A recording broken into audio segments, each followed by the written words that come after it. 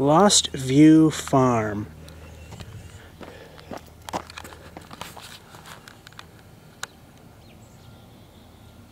Found it. Hello. Thought you might like a interesting beginning there. When the leaves are bare on these trees, you do get a great view from Lost View Farm. Of course, building new houses directly across from it hurts the view quite a bit. It's a pretty nice view, but limited to the left and right.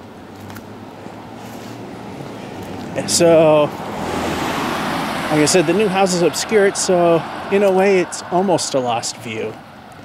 Anyway, let's stop talking about a view that's magnificent and talk about a view that just makes people want to puke. And those aren't my words, believe it or not. It's the Suburban Ghetto. This will be the last one because they're done with it. It's all finished. And I will tell you that at least one homeowner in the immediate area of this has told me that, yes, this pretty much is a ghetto. So I'm not the only one that thinks it.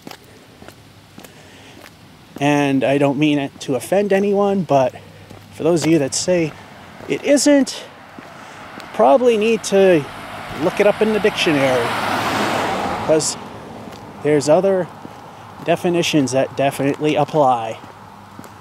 So all the units are all occupied now. All the buildings are done. And there's the house I used to live in. Now, supposedly, they had to give up 7 feet when my parents lived here. And they refused. And they have to give up the 7 feet so they can make the driveway and put the buildings in. I don't know if that held true or not. But here it is. Now, I admit from the front, it doesn't look all too bad, but this is a bad corner to be on. But, I mean, you got windows literally in your bedroom here. And that house is right up against that one. Oh, this is such a bad corner.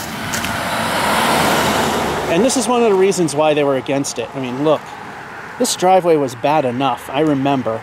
I hated getting out of that. This is even worse. I mean, you're in the apex of this blind corner. Terrible. Actually, I don't think those two are occupied yet. No, they're still not. But the others are.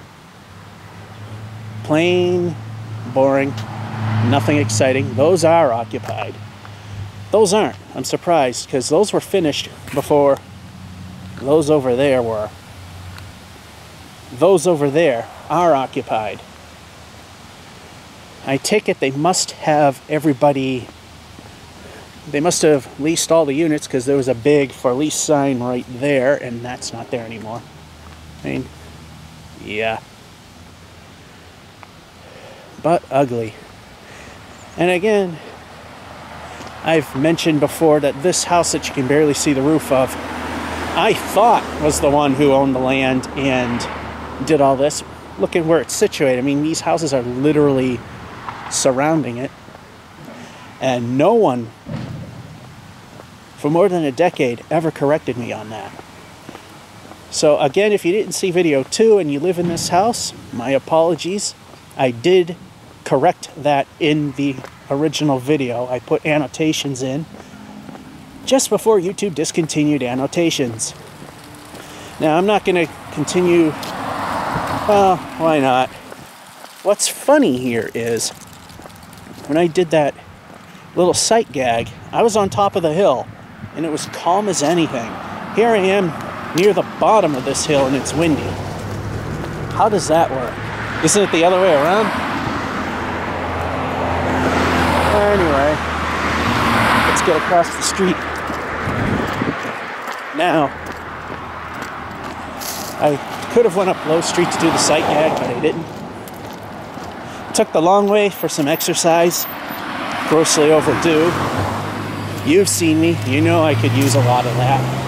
Now, there was a problem when I first came here because I was going to do the parts in reverse. I was going to shoot this part first and make it the second part of the video after walking down from there.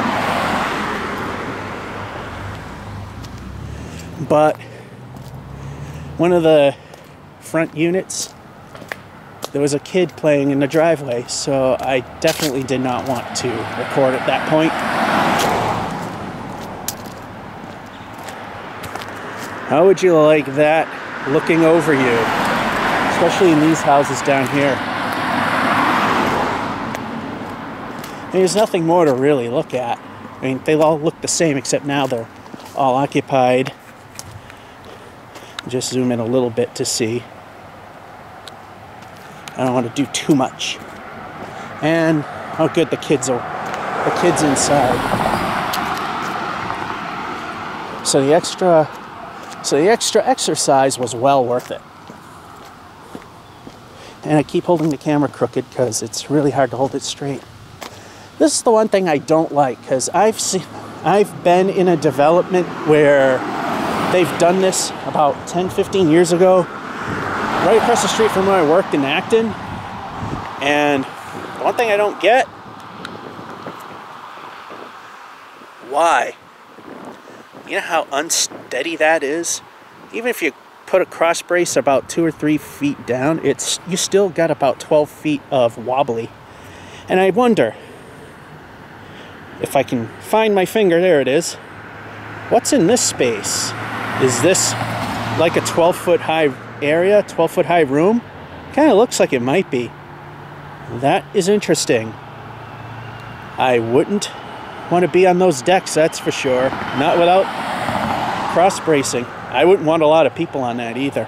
Like I said, I've been on decks that were built that high. They're not something very comfortable to be on. And I still feel bad for the people that bought my parents' house. Now they got people staring directly into their bedrooms, because there's a bedroom window right there. And a couple on the side, as well as a bathroom. But that's more this building and more that side. Alright, that's the end of this. Like I said, on this side it doesn't look all that bad. But when you're on the other side, as Eric Cartman would say, ghetto.